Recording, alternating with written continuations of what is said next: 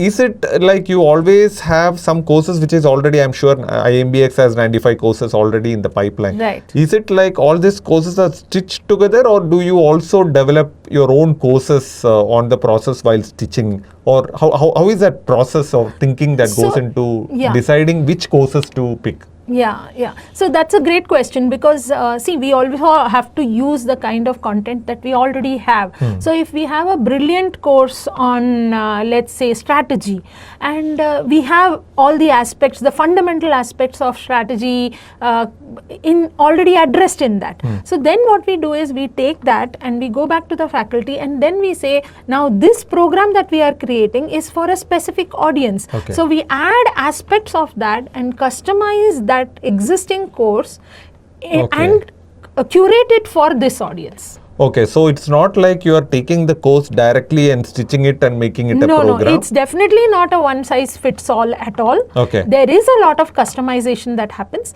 but we also try to use as much as of what we already have.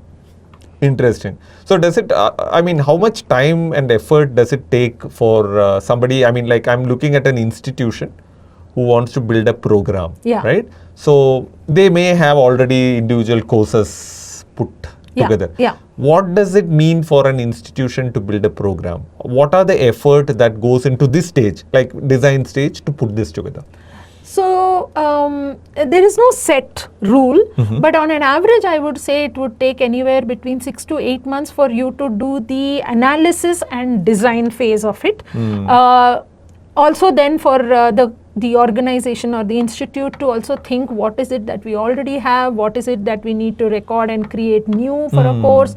So all these aspects together, and in my opinion, the more time you invest in that, you have a lot of clarity, and then the development and the other steps which need to come later will become a lot more smoother, because you already have your, you have a lot of clarity on what you want to create. Great. So, just for us to understand, right? So, what are all the roles that are involved in this? You are a program manager. Right. Now, we understood that there are, during the need analysis, there are stakeholders and there is a program director. I'm sure you'll have your team working. Absolutely. So maybe if you can quickly break down the team structure to build a program, that would be really great. From an analysis and design, let's just maybe stick to that frame and then go into delivery later. Yeah. So in the analysis, design, and probably a little bit of the development also we will include into this. In the analysis and design phase, there will be a lot more involvement from the program director, the faculty, the stakeholders, and probably from the program manager also, because on a ongoing basis, as the program grows and develops, the program manager is an integral part of it. But so as each program will have its own program manager, or how? So you are leading the entire programs, right? Right. So how is so we try to keep one person as a program coordinator for it.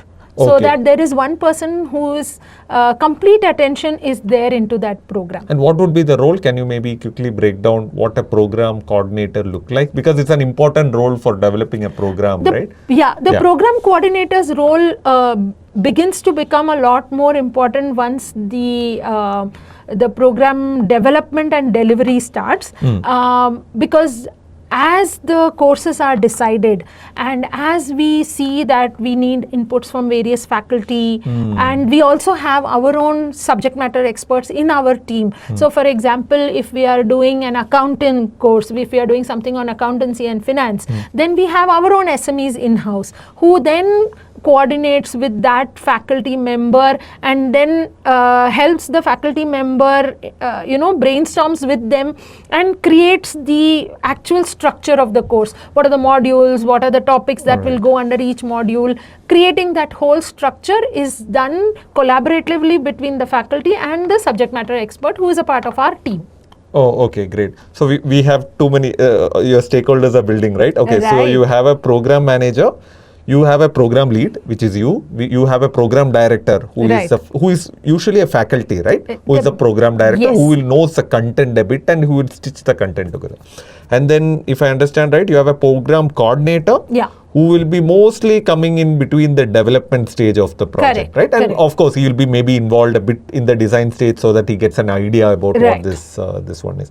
And then you use the word SME, which is subject matter expert. Right. Can we go further into that? So how does it work, right? So maybe before going there, how many courses will typically a program have, and what is the duration that we are talking about here? So a typical program would have anywhere between 8 to 10 courses. 8 to 10 courses, yes, is it? 8 to 10 courses of varying duration. So some courses might be 3 weeks long, some courses might be 5 to 6 weeks long, depending on the depending on how heavy the content is and how how intense the content is, how much time what other aspects of pedagogy are coming in. Are we going to give them a group project, or is it going to be an individual project, or is it going to be a lot more of multiple choice questions? So based on that is where the duration of the course itself is decided. So but the program itself would probably be anywhere between 10 months to a year. Oh, okay. So these are long programs. Yes, okay. Yes. That is the primary difference between a course and a program. Course is something that you do in a short duration, but a program you do short duration, multiple courses all put together for the same set of audience, and then you earn a certificate at the end which qualifies you as which gives you something like a professional certificate in hospital management, or a professional certificate which qualifies you to be an AI for managers. Okay. And so and what I understand is this entire journey is within one domain, right? So you will not potentially like do a marketing or a finance course and say that they are good in finance, but you will take them through very step-by-step process in learning that hospital management journey. So I mean, just to understand, you said that you have multiple courses with a different duration. Does it mean that I can just come and do all these courses and get a certificate, or is it like structured? How does this learning journey happens within the courses for me? So so within the program, we would call it an instructor-paced course. Okay. So when I say it's an instructor-paced course, people who have done short courses earlier would definitely know that on some platforms, you can actually go and say, okay, I have 1 week, or I have the next 10 days free. So I can complete a 4-week course in just 10 days and earn a certificate for that course. But this program will not be like that, because you're doing it with a set of peers. You might have group projects which you have to do along with them. So it is an instructor-paced program in a way that you begin at the same time and end at the same time. Yet within that you have your own flexibility. Let us say you have your mornings free. Let us say you're a person who has only your evenings or late nights free. You can still watch all our asynchronous content during that time. But the start and end of the program remains the same for all the participants in the program. Great. So I mean, so let's go through that journey, right? So I'm a student. Yeah. I want to join one of your programs. Right. What should I be doing? Like, so I'm sure it's open in the website. Yeah. So what would be a student's journey? So let's maybe go into how does a student come through the program? Yeah. And then move in these courses. Yeah. Since we are in the courses, still we'll go into development later, but let's just, because it's interesting that it's structured into courses, maybe we can go through how students' journey in this course happens. So in these programs, because it is curated for a certain specific set of audience, we don't usually call them students, because when you say students, the first thing that comes to your mind is that the student is usually in school or in college, or where formal education is still ongoing. We call them learners, because typically we find that our audience is a set of professionals who have had a number of years of experience, and the typical number of years of experience as a minimum that we look out for is anywhere between 3 to 5. Because that is when they have gone through the beginning stages of their career, learnt on the job, and kind of preparing for managerial positions. Because it's a management institute, we give a lot of management related programs, so then we look for a 3 to 5 year experience. So typically these are learners. Like you call them learners. Learners, yeah. So these are typically learners who wouldn't have done an online course in couldn't have done a course in IIMB because they wouldn't have the time, right? They are in a hospital, they are really busy, and they could have never done a program like this. Now there is an opportunity for them to actually start a learning journey as a program where you are taking them step by step. Right. So then what happens? I apply.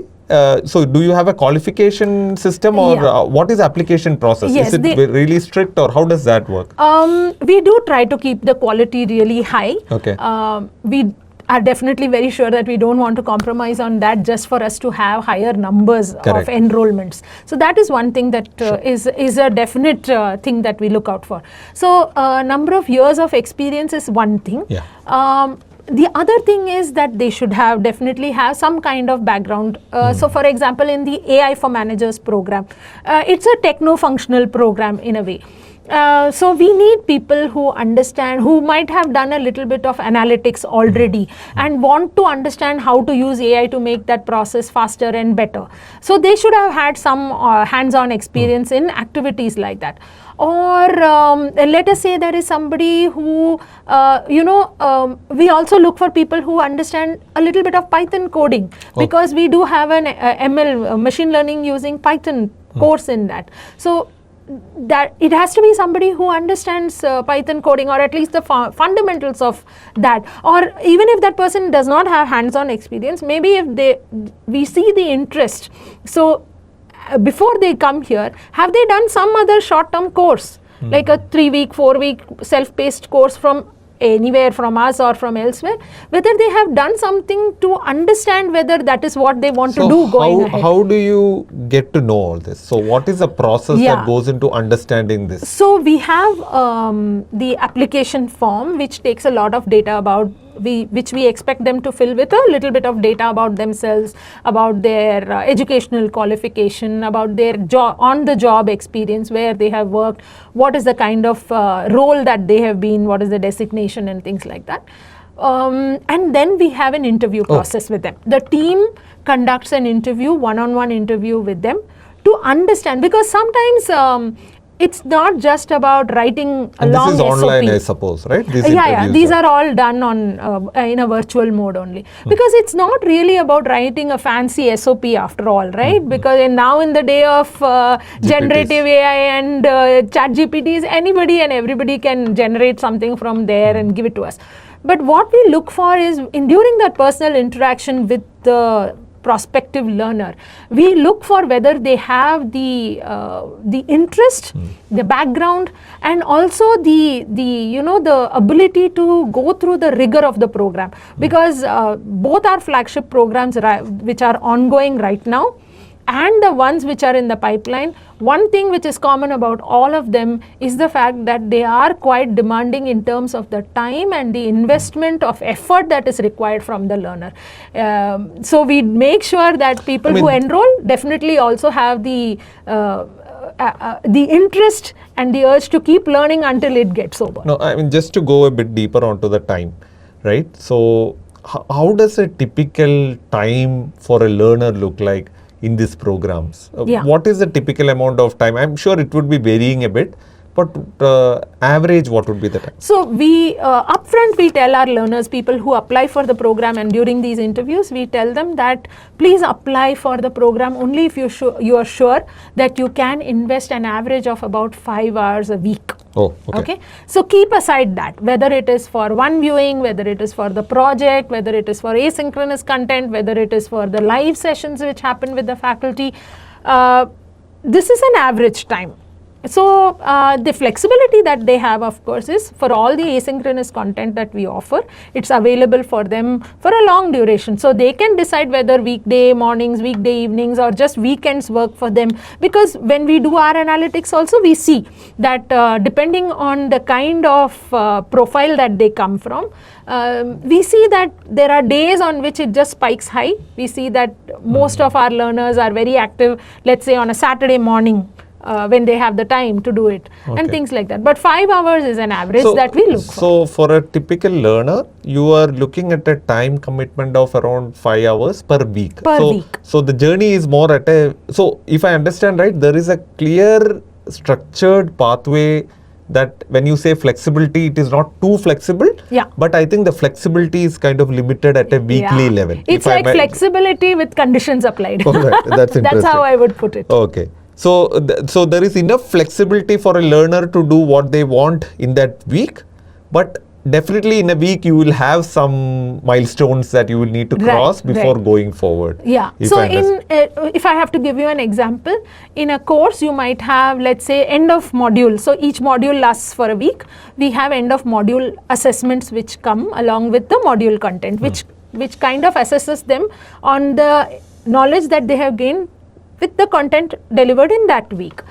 But it is not that we tell them in that week you have to complete it. Like for example, we have a lot of learners in our AI program who are in a role that will expect them to travel abroad, and they might not have that time in that week.